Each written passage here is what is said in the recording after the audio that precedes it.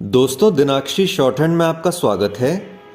अगर आप चैनल पर नए हैं तो चैनल को सब्सक्राइब करें और बेल आइकन ज़रूर दबाएं। आज की संपादकीय डिक्टेशन लगभग 540 शब्दों की एक डिक्टेशन रहेगी, जो कि 80 शब्द प्रति मिनट की गति से बोली जाएगी।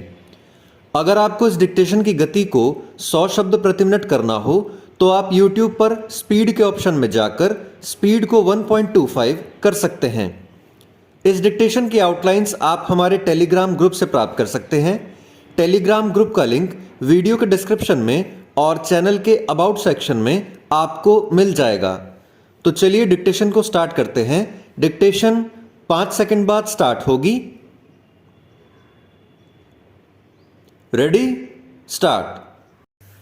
माननीय अध्यक्ष महोदय, सरकारें भ्रष्टाचार पर नकेल कसने का प्रयास करती तो दिखना चाहती हैं, मगर अक्सर उनकी दिशा बदले की भावना से भटक जाती है। इस तरह जो कानून अनियमितताओं पर लगाम लगाने के मकसद से बनाए गए थे, उनका वे हथियार के रूप में इस्तेमाल करना शुरू कर देती हैं। धन शोधन निरोधक कानून का उपयोग भी कुछ इसी तरह होने लगा है।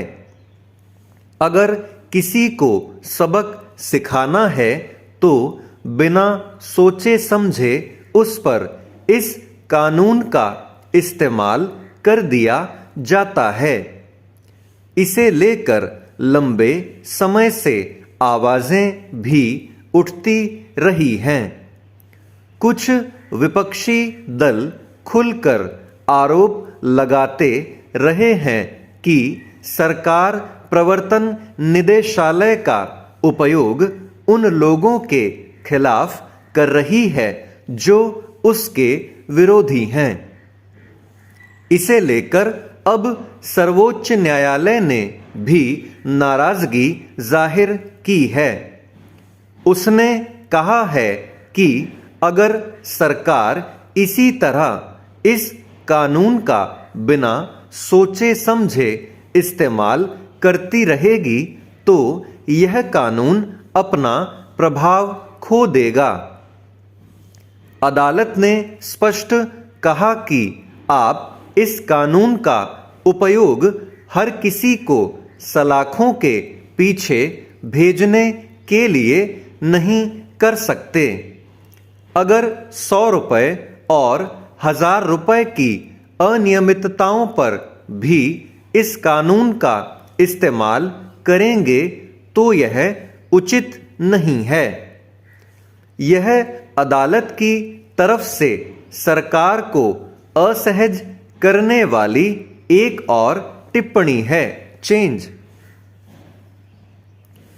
दरअसल पिछले कुछ सालों में प्रवर्तन निदेशालय ने इतने लोगों पर एक के बाद एक छापे मारे कि लोगों में धारणा घर करती गई कि जो भी सरकार के किसी कदम से असहमति जाहिर करता है, अगले दिन प्रवर्तन निदेशालय और आयकर विभाग उसके घर छापेमारी शुरू कर देते हैं।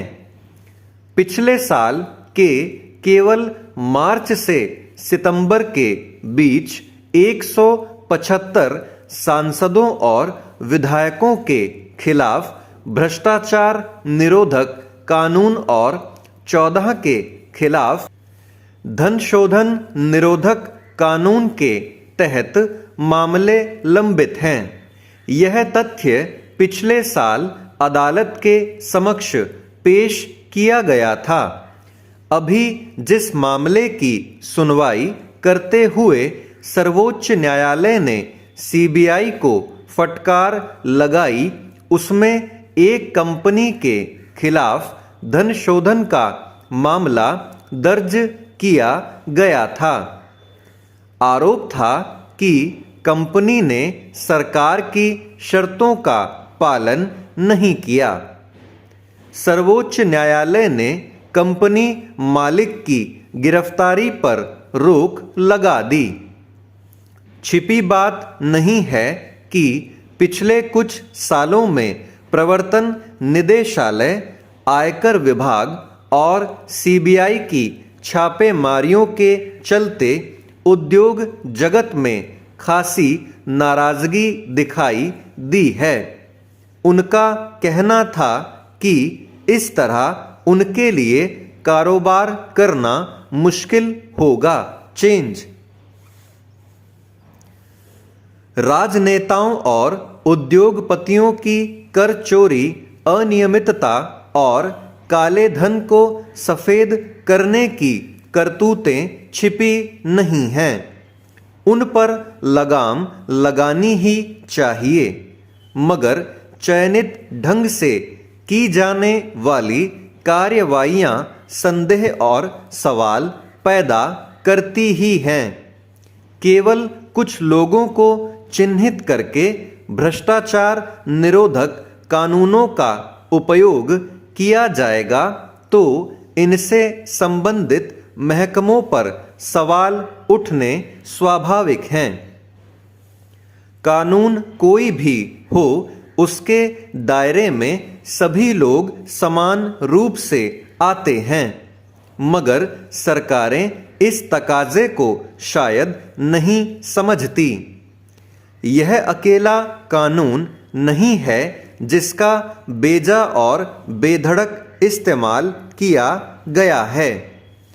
गैर कानूनी गतिविधि निरोधक कानून यानी यूएपीए को लेकर भी ऐसी ही शिकायतें दर्ज कराई जाती रही हैं, जिसके तहत सैकड़ों किसानों, सामाजिक कार्यकर्ताओं, पत्रकारों और युवा आंदोलनकारियों को सलाखों के पीछे डाला जा चुका है।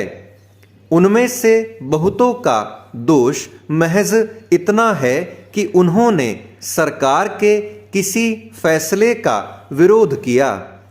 कानून का उपयोग अन्यायपूर्ण ढंग से होगा तो सवाल उठेंगे ही। स्टॉप।